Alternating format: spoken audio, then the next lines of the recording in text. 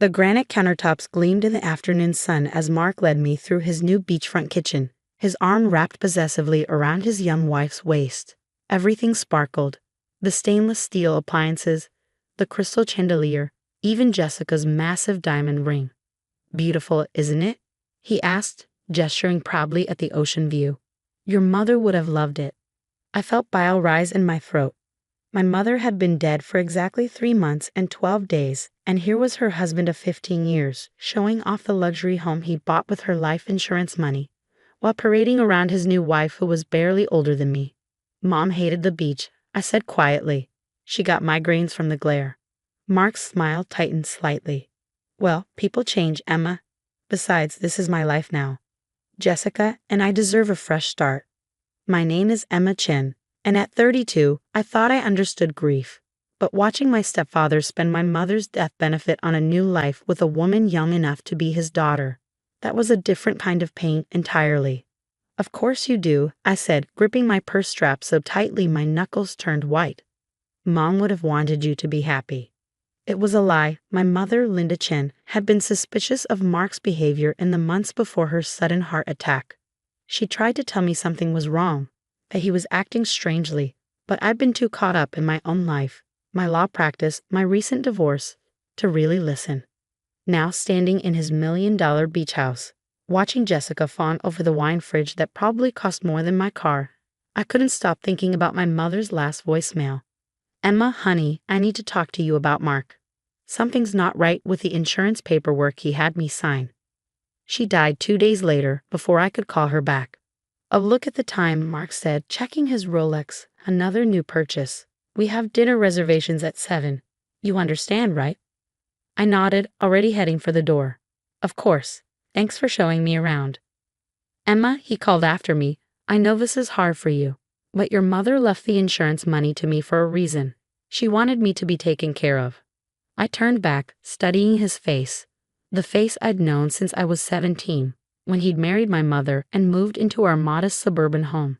He looked different now, somehow harder, his familiar features twisted by something I couldn't quite name. "Right," I said. "Mom always thought of others first." It wasn't until I was in my car, hands shaking on the steering wheel, that I let myself think about what I'd discovered 2 days ago. The truth about my mother's life insurance policy and about Mark's role in her death. My phone buzzed with a text from Detective Sarah Rodriguez. "Got the files you requested. You need to see this." I started the engine, my mind racing. Mark thought he had everything figured out. He had no idea what was coming. 20 minutes later, I sat in Sarah's office at the police station, staring at the documents spread across her desk. We'd been friends since law school, and when I first shared my suspicions about Mark, she'd pulled every string she could to help investigate. "The original policy was only for $500,000, Sarah explained, pointing to a document from 2010. "But look at this. 3 months before your mom died, it was changed to $2 million. The signature on the change form doesn't match her handwriting." I laid out my own findings, the results of weeks of careful digging. Bank statements showing large transfers from Mark to Jessica dating back a year before my mother's death. Medical records indicating my mother had been in perfect health before her sudden heart attack. And most damning of all, evidence that Mark had been quietly selling off my mother's valuable Asian art collection in the months leading up to her death. He was planning this, I said, my voice tight with anger. The insurance scam, the new wife, all of it. He just needed Mom out of the way first. Sarah leaned back in her chair, her expression grim. "The signature forgery is clear fraud. And with the suspicious timing of your mom's death, we might have enough for a criminal investigation." "Not yet," I said, gathering the documents back into my briefcase. "I need more. I need to know exactly what happened to Mom." The next few weeks were a careful dance of investigation and pretense. I started visiting Mark and Jessica more often, playing the role of the grieving daughter trying to maintain family connections. Each visit was an opportunity to gather more information, to notice details that seemed out of place. Like the fact that Mark had cleared out my mother's home office before the police could examine it after her death, or how he'd insisted on cremation, against her written wishes for a traditional burial. But it was during one of these visits that I found something that changed everything. I'd excused myself to use the bathroom, But instead of turning right toward the guest bath, I went left, toward Mark's home office. The door was locked, but I'd come prepared. The lock-picking skills I'd learned during my brief stint in criminal defense law finally proved useful. Inside, the office was immaculate, too immaculate. No papers on the desk, nothing in the trash. But there, in the bottom drawer of his filing cabinet, I found a small key labeled Storage Unit 23. I photographed it with my phone and carefully replaced everything exactly as I'd found it.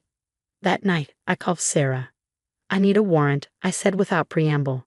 "Mark has a storage unit, and I bet anything Mom's original files are in there." "The signature fraud isn't enough for a judge," she replied. "We need more." "Then we'll get more," I said, an idea forming. "How do you feel about some undercover work?" The plan was simple but risky. Sarah would pose as a potential buyer interested in the beach house. Mark had recently listed it, claiming he and Jessica wanted to travel the world. During the showing, she'd accidentally discover something that would give us probable cause for a broader search warrant. What we didn't expect was for Jessica to be the one to crack. Sarah was touring the house, asking all the right questions about the property's history, when she casually mentioned reading about the previous owner's death. "Such a tragedy," she said, watching Jessica's reaction carefully. "Heart attack, wasn't it? And so sudden." Jessica's perfectly maintained facade slipped for just a moment. "I told him it was too much," she whispered, more to herself than to Sarah. "The medicine. I said it was too risky." Sarah pressed her advantage. "I'm sorry, what medicine?" Jessica's eyes widened as she realized what she'd said. "Nothing. I need to make a call. The showing is over." But it was too late. Her slip was exactly what we needed. Within hours, Sarah had a warrant not just for the storage unit, but for all of Mark's properties and financial records. What we found in Storage Unit 23 made my blood run cold. Stacked neatly in a fireproof safe were documents detailing everything. The original insurance policy, emails between Mark and Jessica dating back 2 years, and most damning of all, receipts for heart medication that had never been prescribed to my mother. The same medication that, in high doses, could trigger a fatal heart attack while leaving almost no trace. I sat in my apartment that night, surrounded by copies of the evidence, my hands shaking as I read through the emails between Mark and Jessica. They'd been planning this for months, maybe years. The insurance scam was just part of it. They'd systematically stolen and sold off my mother's art collection, piece by piece, building up a nest egg for their new life together. My phone buzzed with a text from Mark. "Coming by for dinner tomorrow? Jessica's making her famous lasagna." I stared at the message, thinking about my mother's last voicemail, about her suspicions that had gone unheard, about how she must have felt in those final days, realizing something was wrong but not knowing exactly what. "Wouldn't miss it," I typed back. Tomorrow Mark would learn exactly what it felt like to have everything taken away. The lasagna sat untouched on Mark's elaborate dining table as 3 sharp knocks echoed through the beach house. Jessica jumped slightly, her wine glass clinking against her plate. "Are we expecting someone else?" she asked Mark, who had gone pale. "Police. We have a warrant."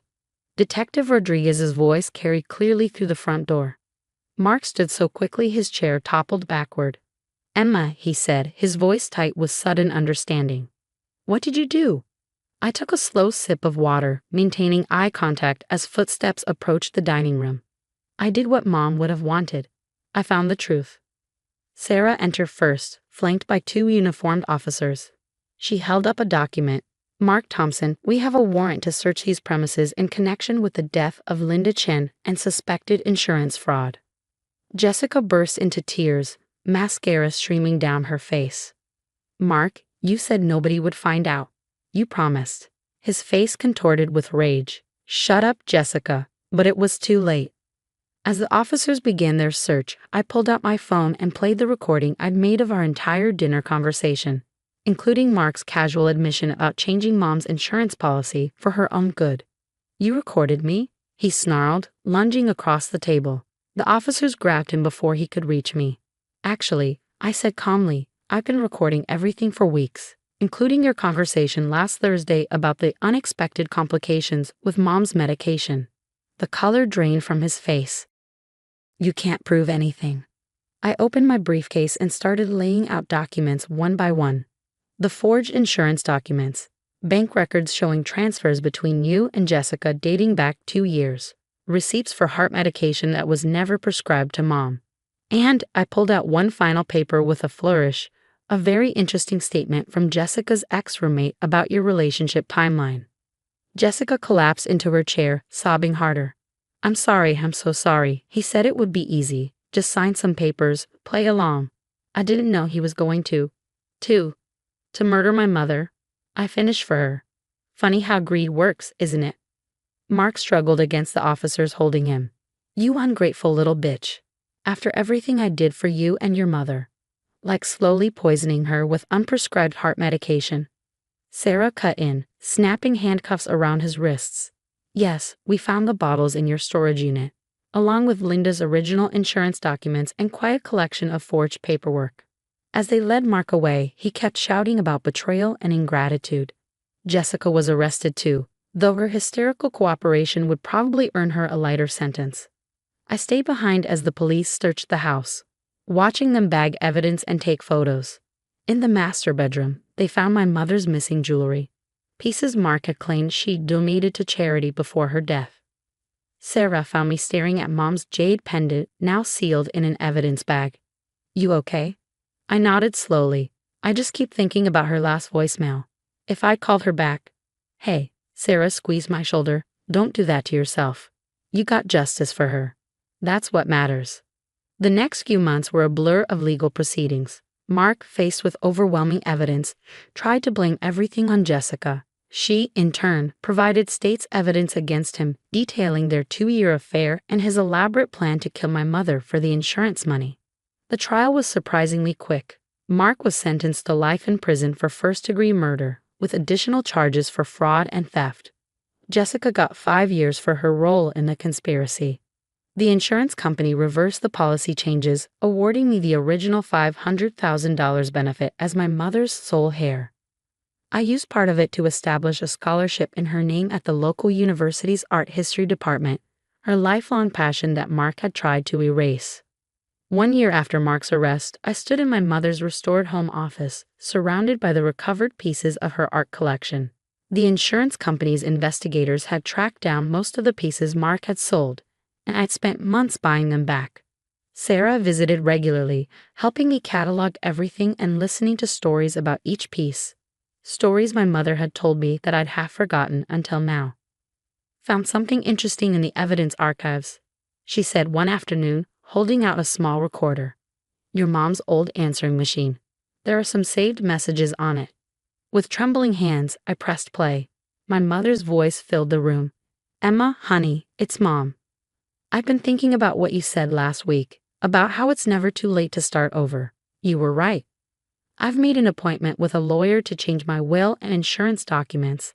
I don't trust Mark anymore, and I need to protect what's yours. Call me back when you can. I love you. Tears rolled down my cheeks as the message ended. She'd known. She tried to fix things to protect me, right until the end. She'd be proud of you, Sarah said softly. You know that, right? I nodded, placing the recorder among my mother's beloved art pieces.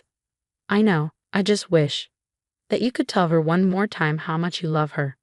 That and how sorry I am for not listening sooner. Sarah smiled gently.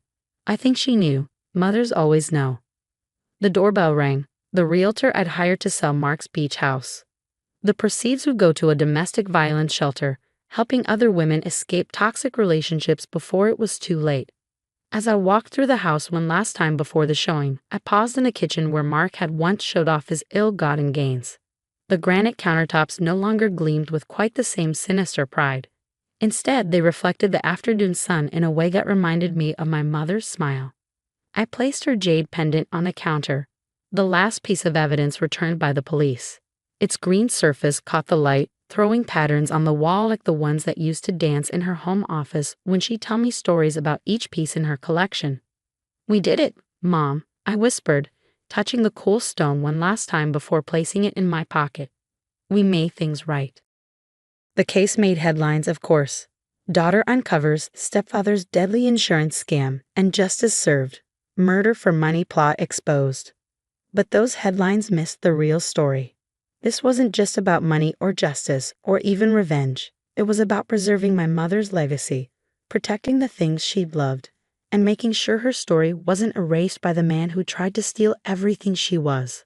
As I locked up the beach house one final time, I thought about new beginnings. Mom had been right. It's never too late to start over. But sometimes, before you can move forward, you have to fight for the truth about the past. I fingered the jade pendant in my pocket, feeling its familiar weight. Some things I'd learned are worth fighting for. Some truths need to be told. And some legacies deserve to be protected, no matter the cost. The sun was setting over the ocean as I drove away, casting long shadows across the road. But for the first time since my mother's death, I wasn't afraid of the darkness. I had found my way through it, carrying her light with me, and that light, I knew now, would never fade.